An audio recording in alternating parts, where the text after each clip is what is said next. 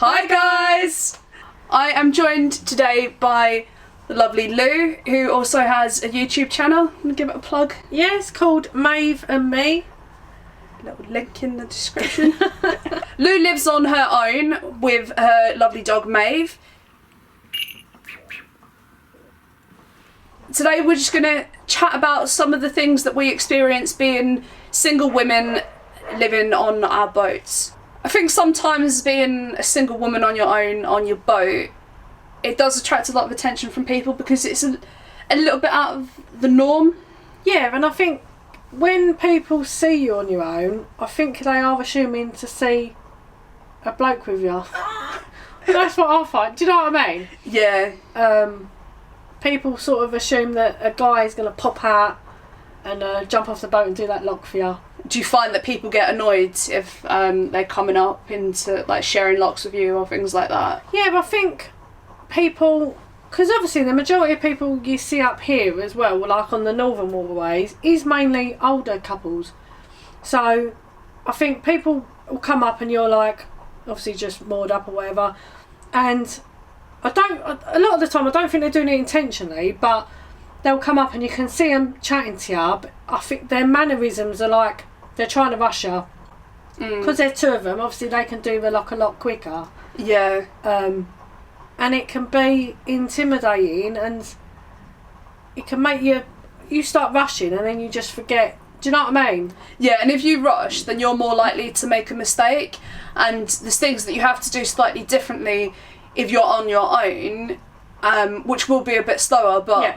Ultimately it's for your safety. Yeah. And I think if people have only ever gone out with other people before, they get in that routine and they wouldn't be thinking in the same way that you'd be thinking if you're on your own, so they might not realise why you're doing something in a particular way, so they would look at it like, oh, she's being really slow, she's holding us up. Yeah.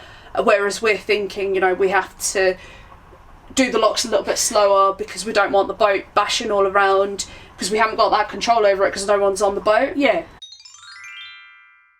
That's another thing that we were talking about before we started filming, was socialising with other boaters and being in social situations, and how it can be a little bit more awkward when you're on your own. Yeah, but I think from personal experiences, if you're on your own, I mean, most people I've met are couples. I do find that they interact with you differently. Not so much sometimes you sort of get the pity thing, but I think they think you're like, that she's on her own. But you got to realise some people want to be on their own, or they want to be boating on their own, and they've gone out to just not interact with people or whatever. Yeah, I mean, it's nice to bump into other people and be friendly and that, but I'd rather just like be on my own. Sometimes I go out and I just think, I don't want anyone bothering me. Yeah, yeah. And you're quite happy with your own company, and I think that's a lot of it, isn't it?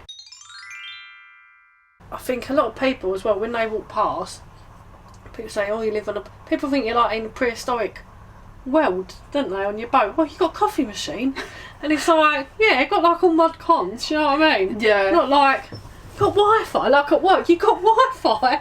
It's like, yeah, it's not a newfangled thing, is it? Yeah, no, I dread it when I go to work or when I meet someone new, and you just know, and you're waiting, how long is it going to be before someone says, do you know Lon lives on a boat? I had to find you. Yeah. There's more to me than that. Yeah, there's probably not much more to me, but there you go. No, I know what you mean. It is, you think, is that all you can think to say about me? Yeah. And then, like, people, when you mention that you're living on a boat, then they're trying to prod you and gauge why you're doing it, and then they ask all the questions about how much did it cost, and I'm really open about that on my channel because I know that a lot of other people are not open about it. Yeah. And it's a really awkward question. Other people don't want to answer it, but I don't mind, so I think if I answer it, then that would stop someone asking someone else. But it is a bit of a rude question, and And yeah, people are always looking and judging, and like people will say to me, you know, how did you afford to do that? Yeah. What I've found, and I don't know if it's the same for you, is people are like, at your age, how can you afford a boat? How are you? Yeah. When they've had to have a house, they've had to retire to then get a boat. How are you doing it at your age? And well, the simple thing I think for both of us is we work. Yeah, and that's got jobs. Yes, that's another thing that we were saying. Like, we get a lot of judgment because we don't go out as much as other people, and because we're not continuously cruising. No. But the reason that we're able to afford to do this at all is because we have to go to work. Yeah. 5 days a week. Yeah, and we've got jobs where we have to physically go to a place. Yeah, the same place every day. Yeah. Yeah. I like my job. I like going to work, and it's varied, and I think that point of it gets me off the boat for X amount of hours. Yeah, see, I think I could get too much of an introvert, and if I didn't, as much as I moan about having to go to work and not liking it, and I say I hate people, hate interacting, if I didn't have to go and do that every day, I do worry that I wouldn't have any social interaction at all in real life. Yeah, you could be like, get so sucked into just staying on your boat and not doing anything. Yeah. Something that I hear a lot is whether or not I feel safe. That's a very common question that I get is, do you feel safe on your boat? Yeah, like if you're out or... Yeah, if you're out and about. Like, and I know in London there's a lot of problems with burglaries and muggings. And I remember really, really early on I made a video. I won't link it because my editing wasn't very good at the time, and I said one of the downsides of living on a boat is coming back really late at night, walking down the towpath. You would feel less safe than walking down the road, and I got so much shit for that. Really? Yeah, it does to me feel less safe to come back on the towpath than to come back on a road or to a secure mooring. I think it would be less. It is, well, on a residential street or road, you've obviously got street lighting. It's a whole different kettle of fish, isn't it? Yeah.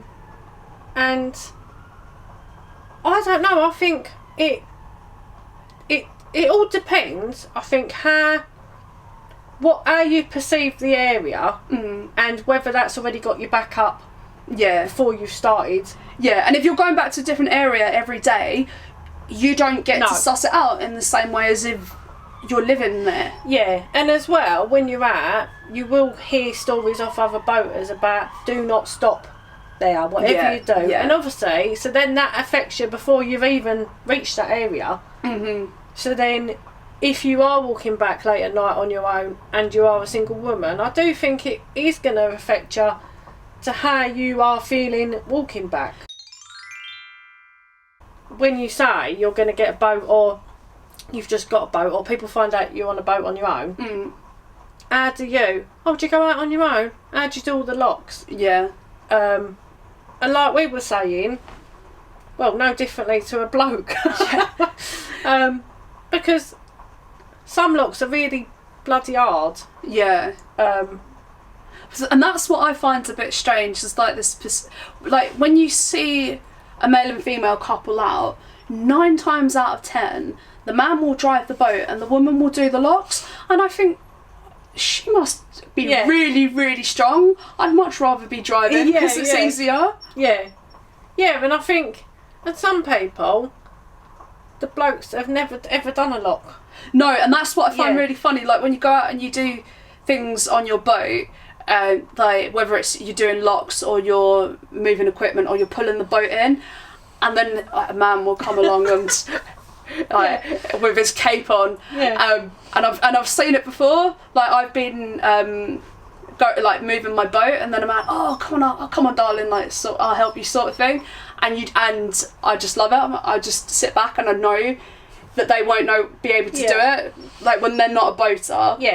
And it's nothing to do with strength, it's all technique and practice. But I remember before I got my boat, I was walking along the towpath with someone else, and we were chatting to this couple, and their engine had broken down, and they were pulling the boat along, and this woman was just like a monkey. She was all over the boat, climbing up and down on it, pulling herself up, and I was thinking, bloody hell, I'm never going to be able to do any of those things. And now you just do it and you don't think about it. Yeah. I think it makes no difference if you're a woman or a bloke. I mean, I struggle getting gas canisters in and out of my gas locker, but I do it. It might take me 10 times longer than it would a bloke, but I still do it. I think it's just you figure out your own way. That's easier for you, and I think you're stronger than a lot of blokes anyway. Because you do manual work. If you had some scrawny little bloke, no offence, that's just sitting behind a desk all day and has never done anything physical, you would be better at doing that than they would be. And I'm a bit like, and this is just me, I won't ask for help until it gets to the point where I've really, you know what I mean? Because I need to prove to myself I can do it.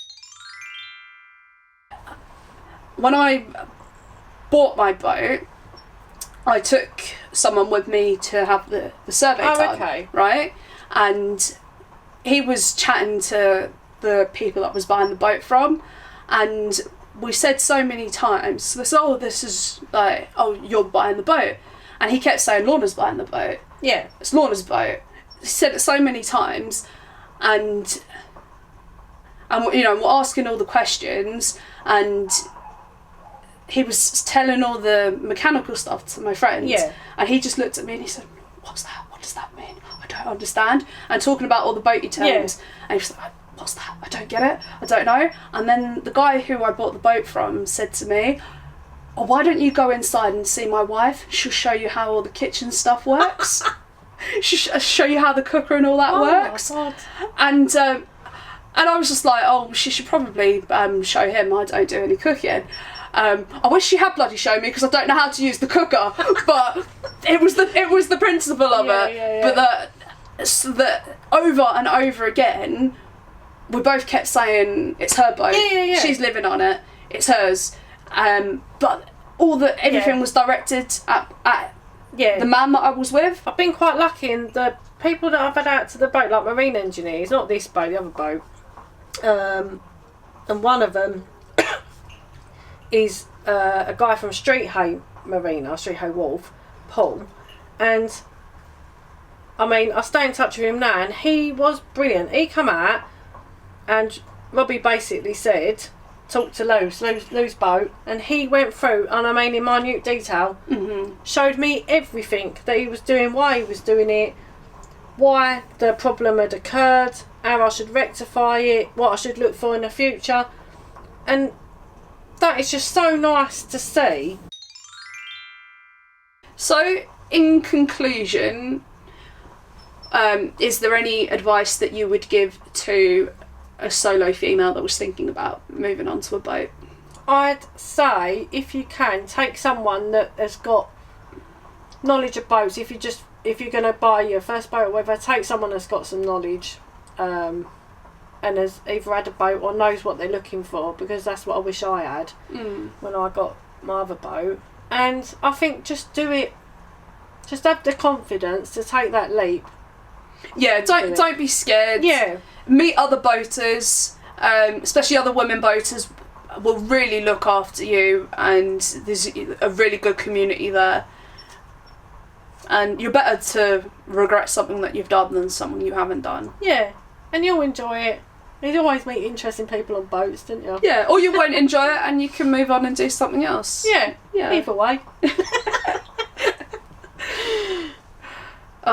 Okay, thank you for watching. If you have any questions about being a solo female boater that we haven't covered, then let me know in the comments down below. If you enjoyed the video, give it a thumbs up. Don't forget to subscribe. I will see you all again very, very soon. Okay, bye. See ya.